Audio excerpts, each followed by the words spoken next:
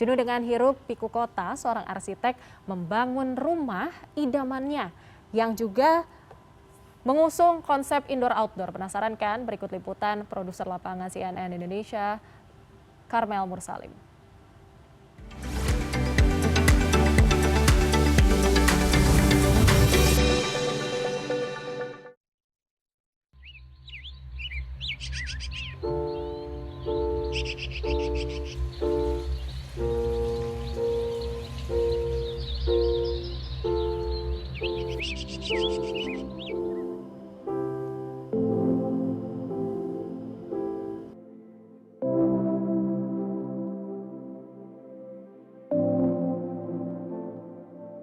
Inilah rumah arsitek Agatha Carolina yang merangkul gaya hidup indoor-outdoor. Jendela dengan pemandangan taman dan material kayu dalam rumah menciptakan koneksi visual dengan alam. Di suatu sore, Agatha bersama suami dan anak mengundang CNN Indonesia untuk berkunjung ke hunian mereka yang elok ini. Hai, apa kabar? Nggak nyangka banget di tengah kota ada rumah serindang ini.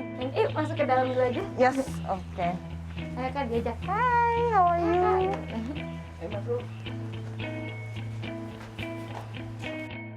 Saat memasuki rumah Agatha, kami disambut dengan sinar matahari yang berlimpah serta hembusan angin yang sejuk.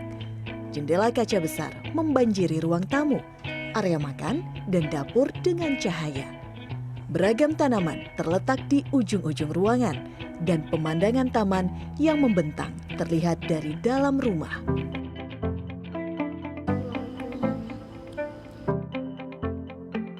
Wah, ini asri banget, semuanya terbuat dari kayu ya. Kalau jendelanya ini selalu dibuka, Kak, atau gimana? Enggak, jadi jendela ini tuh kita bikin fleksibel. Nah, di situ ada kantongnya, jadi semuanya bisa dibuka full. Atau misalnya kayak lagi siang-siang nggak pengen pakai AC gitu, semuanya bisa ditutup. Gitu. Cuma memang rumahnya semua kita bikinnya cross ventilation gitu, jadi udaranya bisa ngalir juga.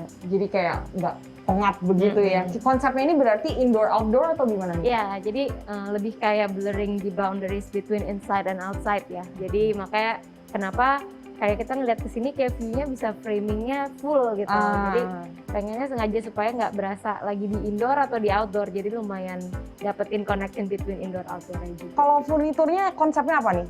Nah, ini salah satu furniture itu salah satu landasan pertama kita membuat rumah ini. Kenapa? Karena aku sama suami aku, kita berdua tuh suka banget mid-century furniture. Jadi rumahnya sendiri kalau lihat gaya lebih ke arah mid-century modern kan. Selain uniknya furnitur dan juga interior yang banyak kayu, juga ternyata banyak hidden door yang menyembunyikan fasad-fasad utama. Iya. Bisa tolong tunjukkan gimana nih Agatha? Iya, jadi pengennya emang pas orang datang ke sini kan kelihatannya udah kayak oh this is the room gitu, but actually it is not gitu. Jadi di sini tuh malah jadi master bedroom kita. Jadi kelihatannya kan seperti panel, cuma di sini kita bikin kayak door handle-nya juga dari finger groove, jadi nggak terlihat ada handle gitu. Nah, ini master bedroom. Wah, ini master bedroomnya. Gitu, dan ini master bedroomnya. Di sini ada wardrobe. Pada area sini ada area bedroomnya. Dan di area bedroomnya ini juga kita pengennya supaya tadi terlihat inside outside-nya itu, jadi kita bikin sliding door besar dan di sliding door-nya itu ngadep ke taman. Kalau kamar mandinya gimana Agatha? Nah, ini kan semua tadi kelihatannya kayak lemari. Nah, tapi di kamar mandinya kita bikin hidden. Jadi Hidden kayak juga ya sistem ternyata itu kayak ya. sistem lemari dan kamar mandinya di sini.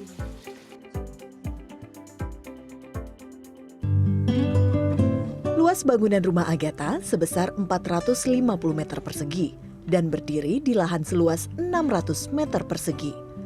Rumah asri ini dibangun menggunakan struktur beton dan baja, namun sebagian besar dikamuflase menggunakan kayu jati. Agatha dan keluarga memilih kayu sebagai finishing tembok, lantai, dan atap untuk menguatkan kesan alami sekaligus kehangatan dalam rumah. Setiap senja, cahaya keemasan matahari menyelimuti semua ruangan dengan ketenangan. Transisi dari sore ke malam hari sangat terasa dari dalam rumah.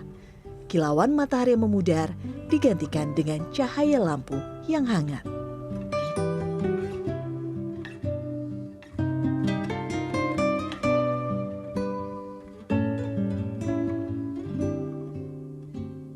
Kita ngobrol-ngobrol di sini aja kali ya Kak ya. Ya, silakan.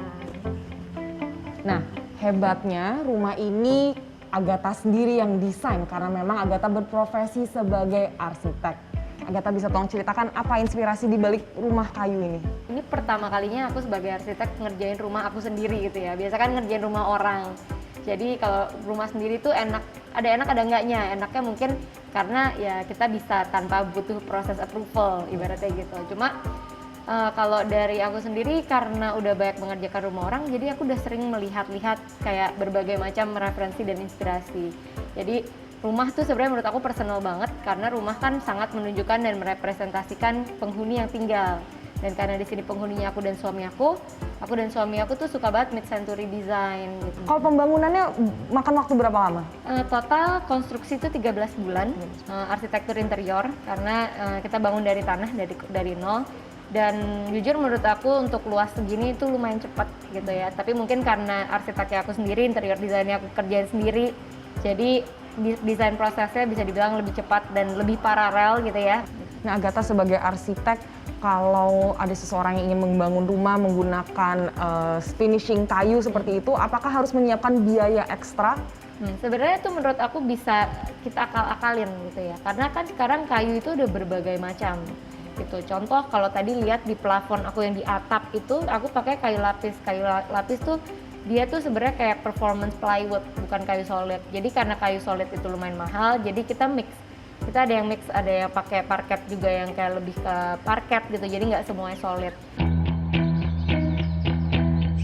Menurut Agatha, rumah yang didominasi dengan material kayu memerlukan perawatan khusus.